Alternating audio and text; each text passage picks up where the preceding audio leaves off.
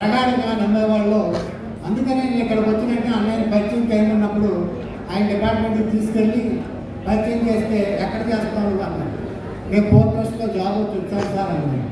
అలాగా అయితే నువ్వు పోర్ట్ ట్రస్ట్లో మన అంబేద్కర్ గారిని ఎవరైతే తీసుకెళ్తారో వాడిని అనుసరించు అన్నారు. ఎందుకంటే అంటూ ఒకటి అన్నారు, మీ దగ్గర సర్దార్ అని ఒక ఆయన ఉన్నాడు, ఆయన్ని కలొకసారి అన్నారు. కానీ ఆ తర్వాత సర్దార్ గురించి ఇక్కడ ఖచ్చితంగా చెప్పుకోవాలి. రామమూర్తి గారి పరమ శిష్యుడని మనం అందరం చెప్పుకోవాలి. శిష్యుడే కాదు, ఆయన ఏం చెప్తే తూచి ఆచరించిన నాయకుల్లో సర్దార్ని మనం గుర్తు చేసుకోవాలి. అలాగే మేము ఎస్సీ ఎస్టీ ఎంప్లాయీ అసోసియేషన్ తరఫున ఆయన ప్రెసిడెంట్ అయితే జనరల్ సెక్రటరీగా అసోసియేషన్ చేసినప్పుడు ఆయన చేసిన ఉద్యమం అది పవన్మూర్తి గారి ఉద్దేశమే. కాబట్టి ఆయన ఒకసారి స్మరించుకుంటూ నేను కవిగా అక్షర నివాళి చేయడానికి చిన్న కవిత రాసిన చదివి నేను వినిపిస్తాను. పావనమైన ఒక తరం మన పవన్మూర్తి గారు, మహోన్నత శిఖరమై రాలిపోయిన ఒక తరం వేదన విభజనతో తడబడుతూ అదృశ్యమైపోతున్న ఈనాటి తరం ఆచరణ. మహోన్నత శిఖరమై రాలిపోయిన ఒక తరం వేదన విభజనతో తడబడుతూ అదృశ్యమైపోతున్న ఈనాటి తరం ఆచరణ.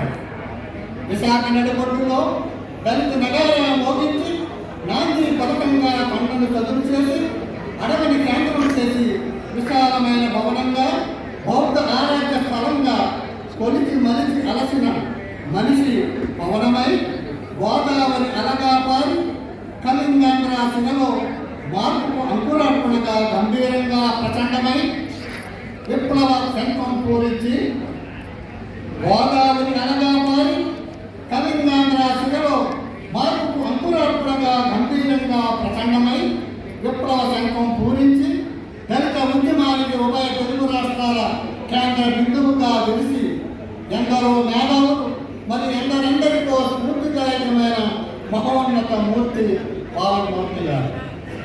జాతన్నా కులమన్నా ఏకోన్ముఖంగా నిలిచి హీనంగా చూడబడుతున్న మనిషి మనుగడకు మూర్తిభవించే ఆత్మాభిమానం కోసం పరితపించే స్ఫూర్తి. తొలితరం అంటావో గట్టి పట్టుదల అంటావో అనుకున్న ఆశయం కోసం బాబాసాహెబ్ సందేశాన్ని నడయాడే తెలుగు నేలపై ఉగ్గు పాలతో బుజ్జగించి కొడోడుగుడ బాణ్యమై రగిలిపోయే యువకుడై చలించిన భావోద్వేగం అంబేద్కర్ బాటలో అందరూ నడవాలని కలలు కన్న భావం.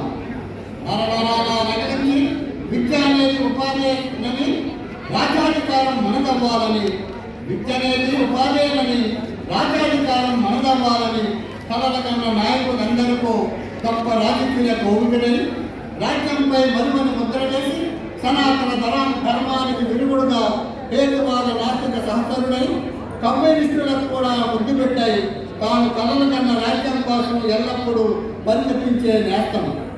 ఆఖరి క్షణాల్లో తానెవరో తనిఖీ తెలియని తనమై నా అన్న వాళ్ళను కూడా గుర్తించలేని ఆఖరి క్షణాల్లో తానెవరో తనిఖీ తెలియని తనమై నా అన్న వాళ్ళకు కూడా గుర్తించలేని ఆఖరి క్షణమై తాను ఎదురు చూసే ఆశల పల్లకి ఎవరు మోస్తారోనని చూసి ఎదురు చూపుల కాలమంతా తెలియని కొనసాగి విషాదం.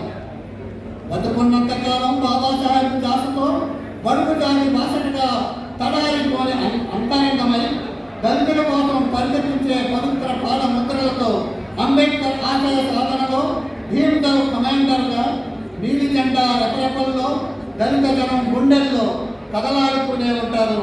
అంబేద్కర్ భవన చూపులో మదిలో మెలిచే జ్ఞాపకమై మన అందరి ఆలోచనలో వెలుగొందే మర్చిపోని తార మరువరాని మరో ఆశాదీపం మన పవన్మూర్తి గారు. జై హింద్.